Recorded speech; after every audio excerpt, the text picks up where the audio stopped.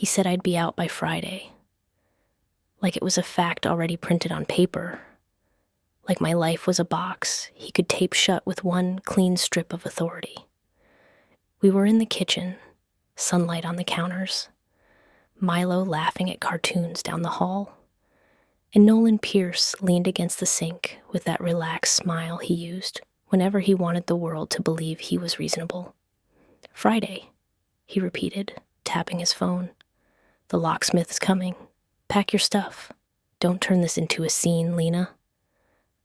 I kept my voice low because Milo was 8 and the walls in our house were thin. You can't lock me out. We're still married, and I'm on the deed. He gave a short laugh. My mom's already checked. This house was a gift from my family. You're basically a guest. A guest in the home I'd painted, repaired, and protected while he called it our future, whenever he needed me to smile for photos. He walked past me and called out the front door. You can pull up. She's heard the plan. I went to the window and watched a white rental truck roll to the curb. And behind it, his mother's black SUV. She stepped out with a clipboard, sunglasses, and the kind of confidence people have when they believe the law is a tool they own. That was the moment I understood this wasn't an argument. It was a scheduled removal. I didn't scream. I didn't beg. I swallowed the heat in my throat and went to the bedroom dresser where I kept the boring papers Nolan always dismissed. Mortgage statements, tax bills, insurance notices, the stamped deed copy from closing. I opened it and traced the names with my finger. Nolan Pierce and Lena Alvarez, both of us, owners, not guests.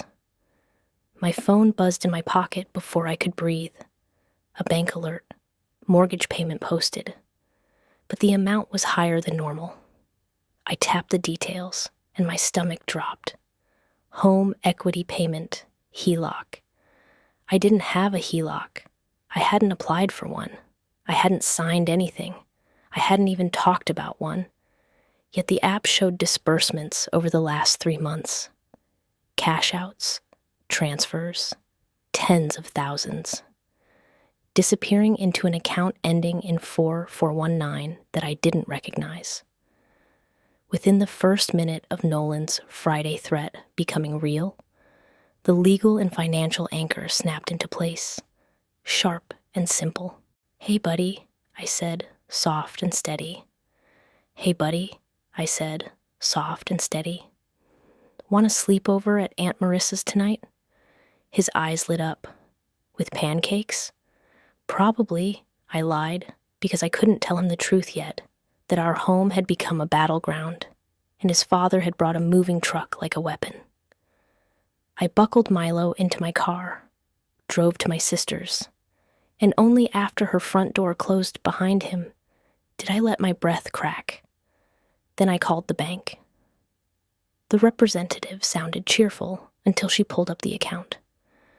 Ma'am, she said carefully, I see a home equity line of credit opened 92 days ago. It was completed online. Documents signed digitally. No, I whispered. That wasn't me. There was also a change of mailing address, she added, 2 weeks after opening. To where? My hands were shaking. She read it out. A P.O. box in a suburb 20 minutes away. The same suburb where Nolan's mother lived. My throat went tight. Nolan wasn't just trying to lock me out. He was draining me first. I hung up and searched my email for HELOC. Nothing. Home equity. Nothing. The bank's name. Nothing. Then I remembered the night Nolan offered to help me organize passwords, the way he took my phone and said, "Trust me. I'm making life easier. Easier to steal." I pulled my credit report. There it was. The HELOC, plus a new credit card, plus a small personal loan. Inquiries I didn't recognize. I called Tara, my friend from college who worked in bank compliance. She didn't ask me to calm down. She gave me steps. Don't confront him, she said. Get records. Pull county property filings tonight. See if anything changed. And find a real estate litigation attorney. Fast. County filings. My hands went numb as I opened the recorder's website and searched our address. Deed, mortgage, then something I'd never seen. Quitclaim deed, recorded 6 weeks ago. Grantor, Lena Alvarez. Grantee, Nolan Pierce. I clicked the scan, and my name stared back at me in looping cursive. Not my signature, not even close. Notarized, stamped, recorded. For a few seconds, I couldn't feel my legs. Then the anger arrived, clean and focused.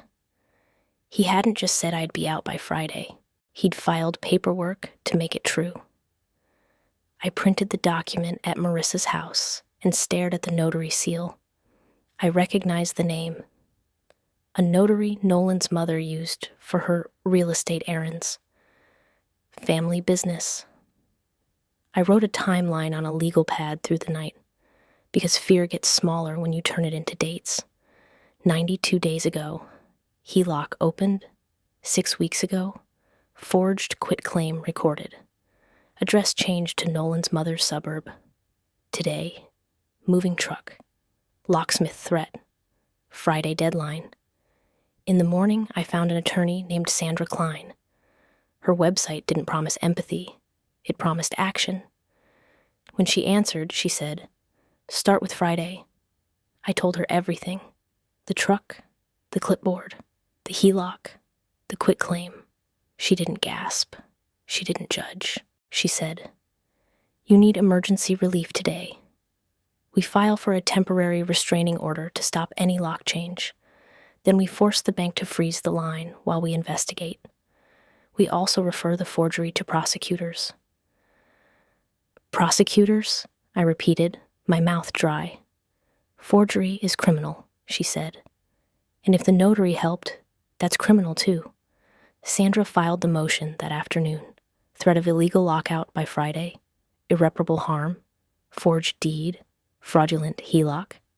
She attached exhibits like bullets, bank screenshot, deed from closing, county record, my sworn declaration. A hearing was set for the next morning.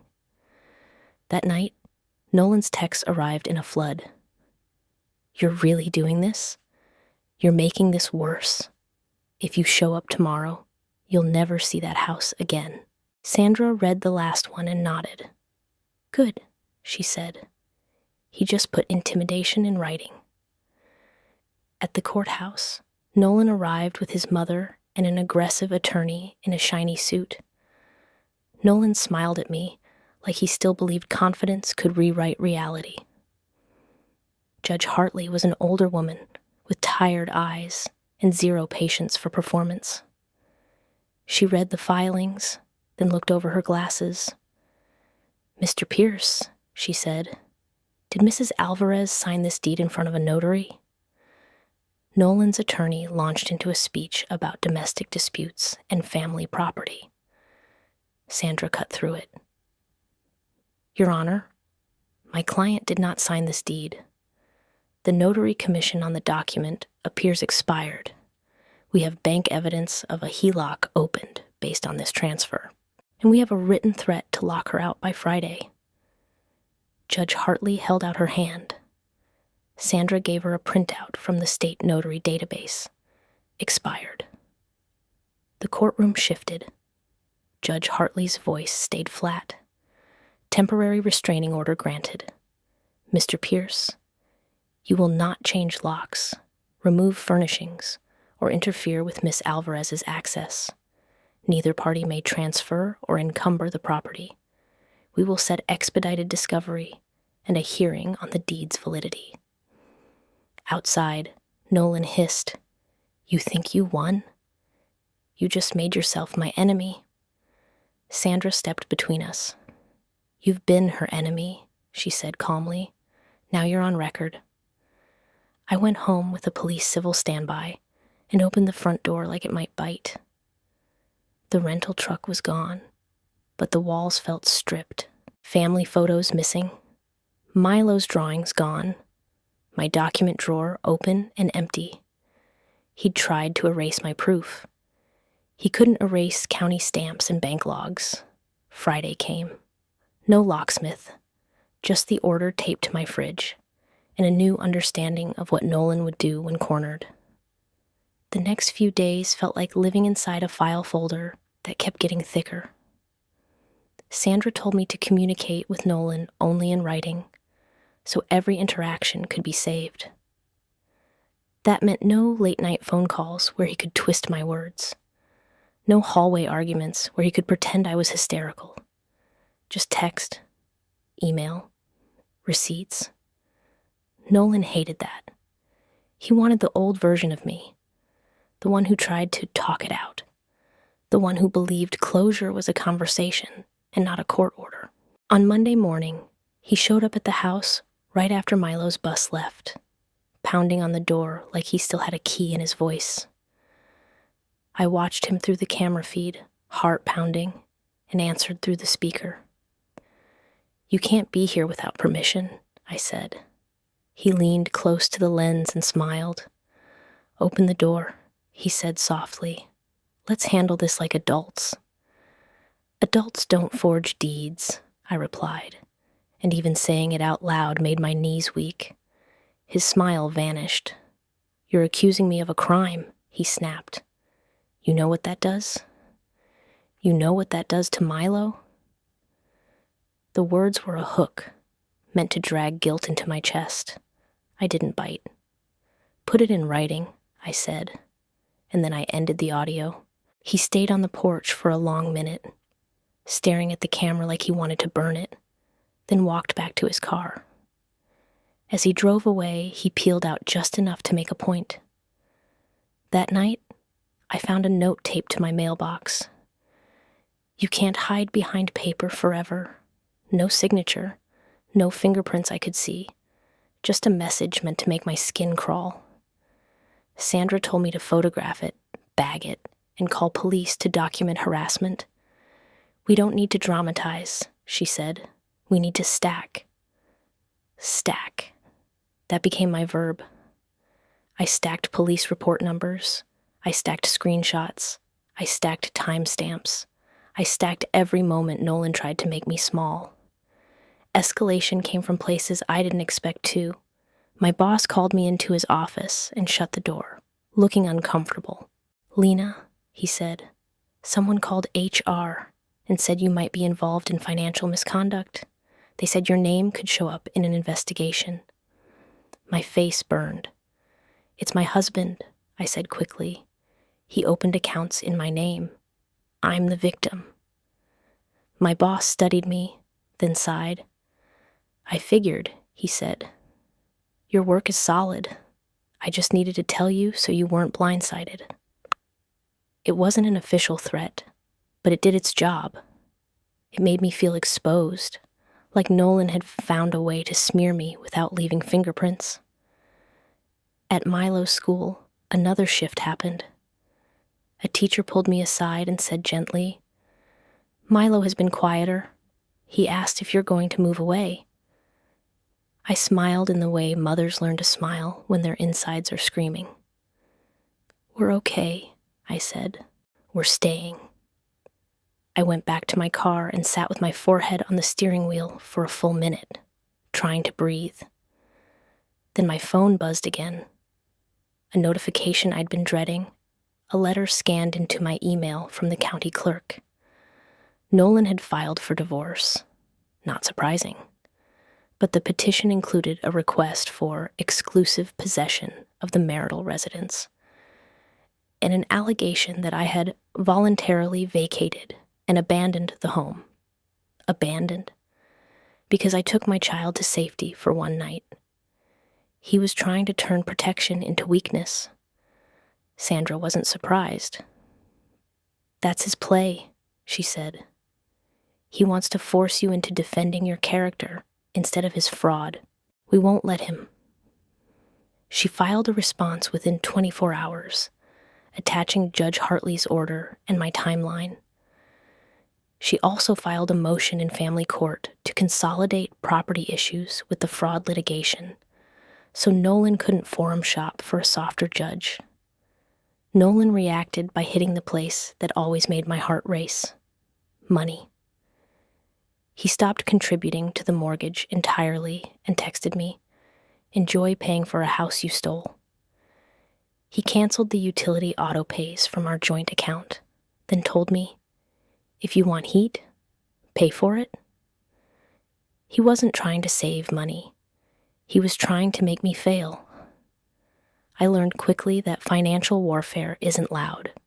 It's late fees, overdraft notices, small humiliations that pile up until you feel stupid for existing. So I changed tactics. I opened a new account in my name only, redirected my paycheck, and set every bill to auto-pay from an account he couldn't touch. Sandra helped me request temporary support through the family court, using his canceled insurance as evidence of bad faith. Nolan fought it, of course. He claimed he was struggling. He claimed his income was lower. He claimed he was helping by letting me stay until Friday. But the court didn't love his story as much as he did. At the temporary orders hearing, the family court judge, different courtroom, different tone, looked at Nolan and said, "You canceled your child's insurance?" Nolan's attorney tried to reframe it as an administrative misunderstanding. Nolan stared at the table. The judge ordered temporary child support and reinstatement of coverage. Nolan left the courthouse furious, and by the time I got to my car, there were 3 new texts. "You think you're smart. You're going to regret this. I can make you homeless with 1 phone call. Sandra told me to keep them. He's giving us a portrait of intent," she said. "He's telling you what he's trying to do." Then, late one afternoon, the doorbell rang. I checked the camera and saw 2 men in polos holding a clipboard, standing beside Nolan's mother. She pointed at my door like it had offended her. I took a breath and spoke through the camera. "You're being recorded. Leave my property." Nolan's mother smiled at the lens. "We're here for Nolan's belongings," she announced, loud enough to sound official. "We have a list." I didn't open the door. I called the police. When officers arrived, Nolan's mother tried to charm them, but the restraining order didn't care about charm. The officers told her to leave. One of the contractors looked relieved, like he'd been hoping for an excuse to disappear. After they drove off, my hands kept shaking. I sat on the bottom stair and tried to calm my breathing. Milo came home and saw my face. "What happened?" he asked. "Nothing you need to carry," I said, pulling him close. "Just grown-up stuff." He nodded, but his small body felt tense. "Dad said you're making him sleep on a couch," he murmured. My heart clenched. "Dad is choosing where he sleeps," I said softly, "and you're choosing where you're safe." Sometimes motherhood is translating war into something a child can survive. Sandra's investigator, a quiet man named Luis, started working the notary angle. He visited the notary's listed office address, found a locked suite, and neighbors who said they hadn't seen anyone there in months. He pulled the notary's public filings and found inconsistent stamps on past documents. "Either the notary is careless," Luis told Sandra, "or the stamp is being used by someone else." That sentence sat in my chest like a stone. Used by someone else. Like a costume. Like my signature. Then came the first real crack in Nolan's mother's armor. Sandra subpoenaed the P.O. Box records. The Postal Service required identity verification to open it. The form listed Nolan's mother as the primary holder, but the secondary access name was Nolan. Sandra's eyes flicked to me. "That's knowledge," she said. "That's participation." Nolan's attorney tried to quash every subpoena, calling it harassment. Judge Hartley denied the motions one by one. "Expedited discovery exists for a reason," she said in open court. "If your client did nothing wrong, Mr. Pierce should welcome clarity." Nolan didn't welcome anything. He started parking his car down the street at night, far enough that my camera didn't catch his license plate, but close enough that I could feel him nearby. Once, I found tire tracks in the gravel by the side gate. Another time, Milo's bike was tipped over in the yard like someone had brushed past it on purpose. Nothing big enough for an arrest. Just enough to make sleep harder. Marissa offered to stay over. I said yes, even though pride wanted to refuse. That night, as we drank the tea in my kitchen, Marissa said, "He always needed to win, didn't he?" I stared at the empty squares on the wall where photos used to hang. "He needed to own," I corrected. "Winning wasn't enough." 2 weeks after the TRO, Judge Hartley ordered Nolan to produce his devices for a forensic review limited to the property and loan communications. Nolan's attorney fought hard. Sandra fought harder. When the order came down, Nolan's face in court was the face of someone realizing his own secrets were about to become evidence. He tried to stall by claiming he'd lost his old phone. Sandra's investigator didn't even blink. "Carrier backups exist," he said. Nolan tried to claim the HELOC was legitimate because Lena agreed. Sandra asked for proof. He had none. And the more he lied, the more the court began to look at him like a problem that needed containment. Still, my body stayed on alert. Every sound at night felt like a key turning. Every unknown number on my phone felt like another trap. Escalation wasn't a single event. It was constant pressure. Then, one Tuesday, a certified letter arrived from a different bank. Notice of default on a loan I'd never heard of. Secured by my sole interest in the property. Sandra's face went hard when she saw it. "He's trying to stack liens," she said. "He's trying to make the title so messy you'll surrender." "How?" I asked, voice thin. "How is this even possible?" "Because paper moves faster than truth," she said. "But truth catches up." We filed an emergency motion again, asking the court to block any additional encumbrances and to order third parties to halt processing. Judge Hartley granted it within hours, and the other bank backed off once they saw the fraud allegations and pending injunction. I went home that night and realized I had been holding my breath for weeks. In the mirror, my face looked older. My eyes looked like someone else's. I thought about Nolan's casual, confident voice in my kitchen. Friday, locksmith, like it was simple. Nothing about this was simple, but I was still standing, and that mattered. Weeks passed with court dates and letters, and fear that came in waves. Nolan's attorney called me vindictive. Nolan told friends I was unstable. He posted online about false accusations. He tried to poison the story before the truth could speak. Then, around the moment I felt most exhausted, the moment the fight had chewed through most of my energy, Sandra called me in and said, "Sit down." She placed the bank's full HELOC file on the table. Not the summary, the full file. "Look," she said, tapping the application. The income listed wasn't mine. It was much higher. The employer listed wasn't mine either, a small construction firm I'd never worked for. Then she showed me the verification call log. The bank had called a number to confirm employment. The number belonged to Nolan, a prepaid line in his name. He answered pretending to be HR. My stomach twisted. He impersonated. Yes, Sandra said. And here's what he didn't anticipate. She slid another document toward me, a copy of my driver's license. But the photo wasn't me. It was a woman who looked close enough in bad lighting, similar hair, similar jawline, but not my face. They used a fake ID, Sandra said, which means someone physically presented this identity somewhere in the process. That pulls in more people. More people. Sandra's investigator traced the photo.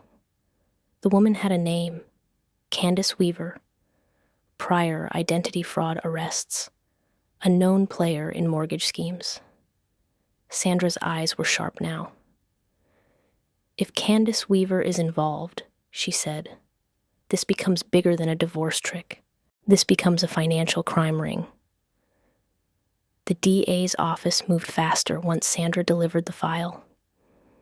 An investigator took my statement, asked for texts, asked for the deed, asked for the door camera footage and the pharmacy receipt. He didn't sound surprised. Keep cameras on, he told me. Call police if he shows up. A week later, Nolan was indicted. Charges: forgery, identity theft, criminal impersonation, attempted theft. Nolan reacted the way I expected, by blaming me. He told Milo, "Your mom's trying to put me in jail." Milo repeated it at dinner with wide eyes. Is that true?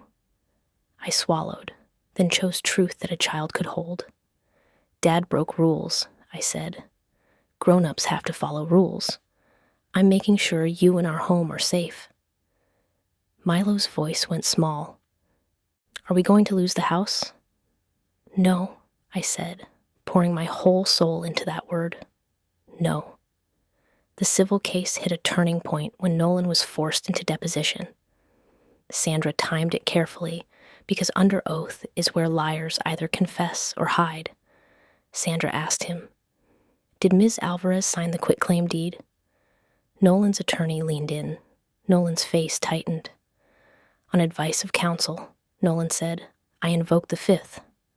Sandra asked about the HELOC, fifth, the P.O. box, fifth, Northridge Holdings, fifth, Candace Weaver, fifth.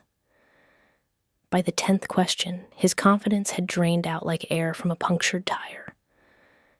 After deposition, Nolan passed me in the hallway and hissed, You're ruining my life.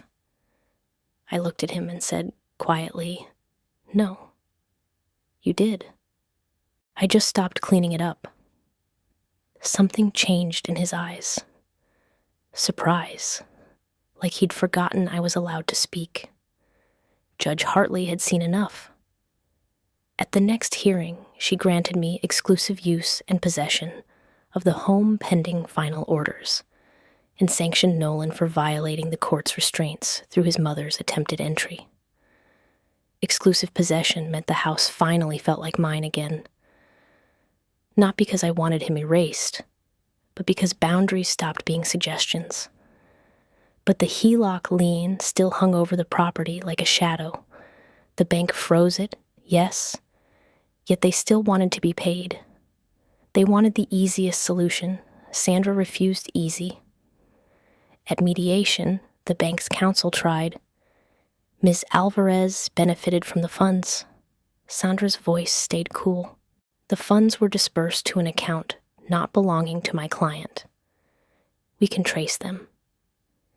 If the bank insists on enforcing a fraudulent instrument, we will pursue claims for negligent underwriting and identity verification failures. We will subpoena your verification vendor and your notary contractor. The bank counsel blinked, suddenly cautious. Then Sandra, my attorney, delivered the pressure point. We also believe this HELOC was sold or serviced through secondary market channels shortly after origination, she said. If you represented it as valid, you may have repurchase exposure. The bank called for a break. In the hallway, I grabbed Sandra's sleeve. Sold? Sometimes, she said. And if they sold it, unwinding it costs them more. which makes them motivated to resolve it properly. 2 days later, the bank offered a fraud rescission track, but they wanted an admission from Nolan that the HELOC was fraudulent. Nolan refused. His ego couldn't survive the word. So Sandra went to the court and asked for an order compelling release of the lien based on the fraud evidence already established, plus Nolan's repeated fifth invocations. She built a wall of facts Nolan couldn't smile through. The order on the lien didn't come overnight. Courts move like heavy doors, slow to swing, but hard to stop once they're moving. In the gap, Nolan tried to create chaos one last time.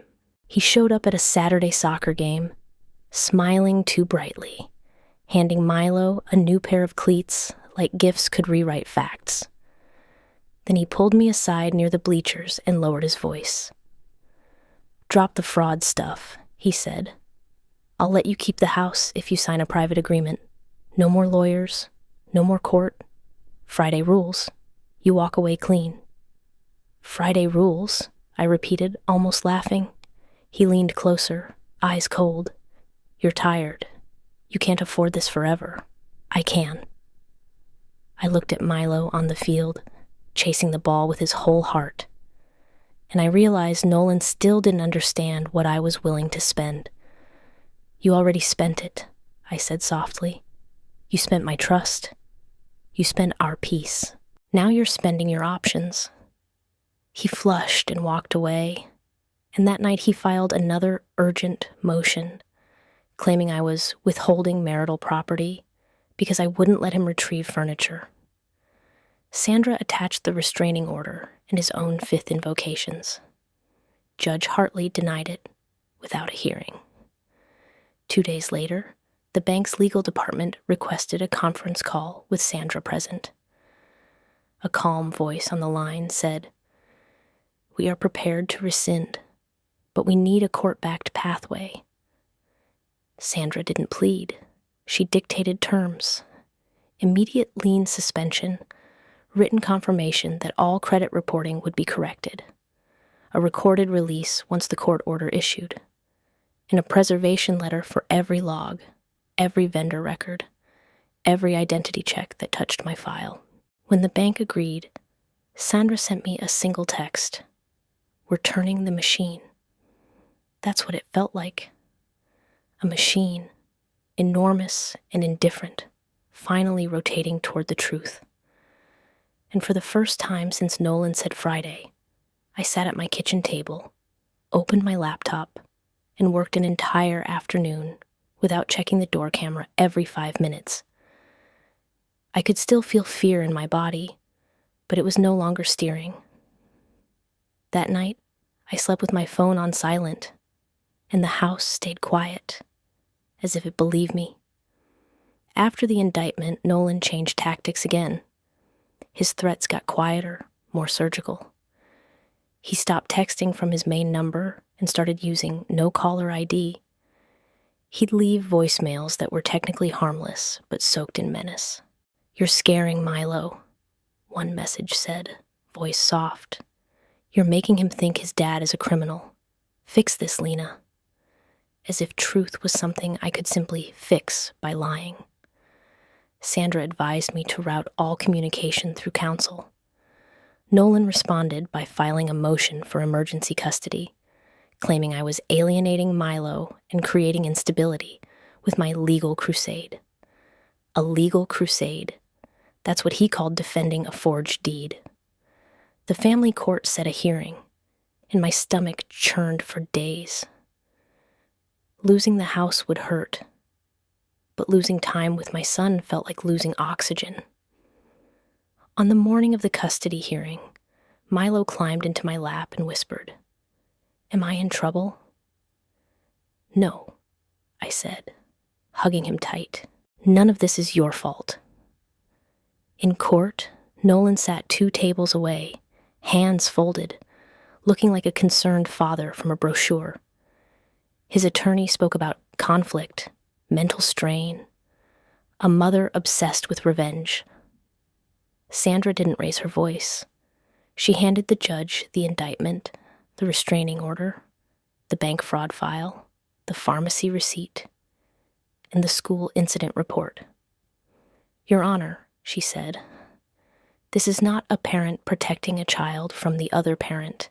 This is a parent protecting a child from a financial crime committed by the other parent. Mr. Pierce's motion is retaliation." The judge read, then looked at Nolan. "Mr. Pierce," she said, "do you understand the seriousness of the allegations against you?" Nolan's jaw twitched. "They're allegations," he said. "And yet," the judge replied, "they are supported by evidence and a criminal filing. Your emergency custody request is denied. Parenting time will continue per the existing schedule, with exchanges at a public location. And Mr. Pierce, you will not discuss adult legal issues with the child." Milo's shoulders loosened for the first time in weeks. Outside the courthouse, Nolan walked close and whispered, "You think you're protected? Courts are slow. Life isn't." Sandra stepped between us again. "Say it louder," she told him. "Give me another exhibit." He backed off, eyes burning. That night, my neighbor, Mrs. Howard, knocked on my door. She was in her 70s, the kind of woman who watered her plants at the same time every morning and knew every dog's name on the street. "I saw Nolan's car parked down the block," she said quietly. "If you want, my porch light stays on all night, and if you hear anything, you call me." I didn't know whether to cry or laugh. "Thank you," I whispered. Community became another kind of protection. Not legal protection, but human. Weeks later, the bank finally confirmed what Sandra suspected. The HELOC had been packaged for servicing transfer days after origination, then flagged once the fraud claim hit. Behind the scenes, money was changing hands, and the bank wanted to close the wound before it bled into their portfolio. They didn't do it for me. They did it for risk. I didn't care why. I cared that the machine was finally turning in my direction.